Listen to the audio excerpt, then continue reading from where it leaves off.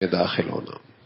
اپنا کمرہ ہے کوئی بات نہیں، لیکن جب آدمی باہر سے اندر آئے تو دروازہ کھٹکھٹانا نہیں چاہیے، گھنٹی بجا لینی چاہیے، کچھ ایسا انداز اختیار کر لینا چاہیے کہ اندر والوں کو پتہ چلے کوئی آ رہا. اجازت کہ کوئی ایسی کیفیت میں آپ کی نظر گھر والوں پہ نہ پڑے جو آپ کے لیے ناگواری کا باعث ہو، یا کوئی اجنبی آدمی آ رہا ہے کسی گھر کے اندر تو وہ بھی اجازت لے کے، یوں نہیں کہ بغیر پوچھے اندر داخل ہو گیا.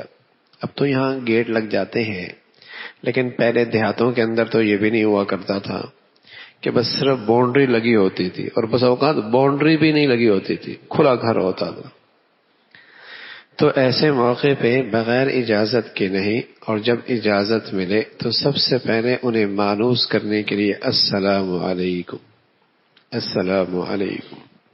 یہ اللہ کے نبی صلی اللہ علیہ وسلم نے احادیث کے اندر بھی اس کی تلقین فرمائی ہے، اور قرآن کے اندر بھی اس قسم کی اجازت لینا واجب ہے کہ آدمی جب کسی اجنبی کے گھر جائے تو اجازت لے کے جائے، بغیر بتائے، بغیر اجازت لیے، بغیر اسے یہ احساس دلائے کون ہے کون نہیں، یوں ہی اندر نہ داخل ہو. اندر والے کس حال میں ہے. پھر یہ ہے کہ اندر داخل ہونا، اور ایک ہے اندر نظریں ڈالنا. اندر نظر ڈالنا بھی ایسا ہی ہے جیسے اندر داخل ہو گیا، اس لیے حکم ہے ایک طرف کھڑا ہو جائے، دائیں طرف کھڑا ہو جائے، بائیں طرف کھڑا ہو جائے. نظر بھی نہ ڈالے، اس لیے کہ اصل تو نظر ہی ہے، اسی کے تو تحفظ اور حفاظت مقصود ہے کہ گھر والوں کو کسی ایسی حالت میں نہ دیکھے جو شرم و حیا کے خلاف ہو.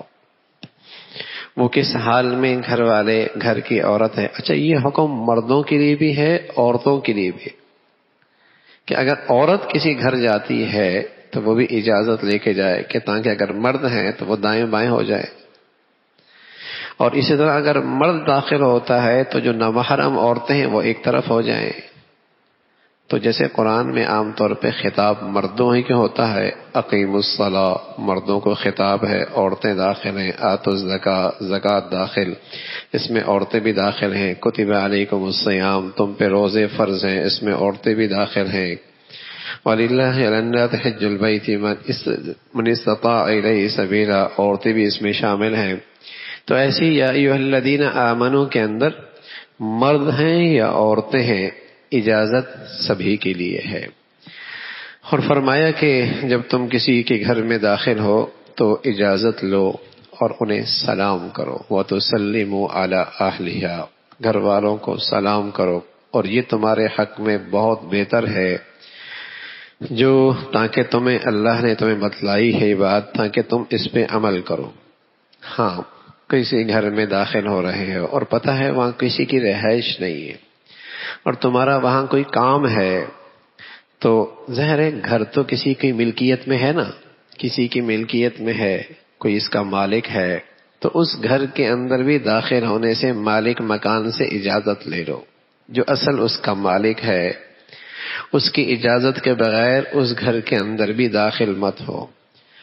اور فرمایا کہ جب تم کسی کے ہاں جاؤ اور اجازت مانگی اور تم سے کہا جائے کہ ابھی آپ تشریف لے جائیں، ابھی مشکل ہے، تو برا نہ مناؤ. ہو سکتا ہے وہ ایسی حالت کے اندر ہو، ایسی کیفیت کے اندر ہو، ان کے لیے ملنا مشکل ہو، ان کے لیے کوئی عذر ہو، ان کے لیے کوئی پریشانی ہو.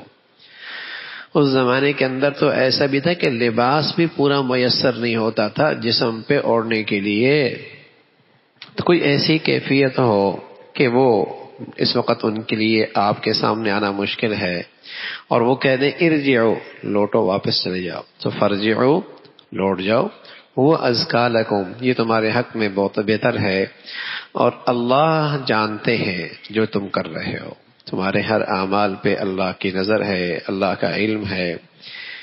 فرمایا ہاں کوئی ایسی جگہ ہے، جیسے تم ایئرپورٹ چلے گئے، اسٹیشن چلے گئے، کسی دفتر چلے گئے، جہاں ہر آدمی کا آنا جانا ہے، کسی مخصوص آدمی کی جگہ نہیں، عوامی جگہ ہے. عوامی جگہ ہے تو ظاہر ہے اس عوامی جگہ پہ رہائش نہیں ہوتی، تو وہاں اجازت لینے کی بھی ضرورت نہیں. فیہا متاع لکم، اس میں عمومی طور پہ لوگوں کا آنا جانا ہے، اور وہاں کسی کی انفرادی اور جسے کہیں کہ ذاتی زندگی ڈسٹرب نہیں ہو رہی، اور اس کی نجی زندگی متاثر نہیں ہو رہی، اور اس کی پرائیویٹ زندگی پہ کوئی اثر نہیں پڑ رہا، اس میں تم اجازت دے دو۔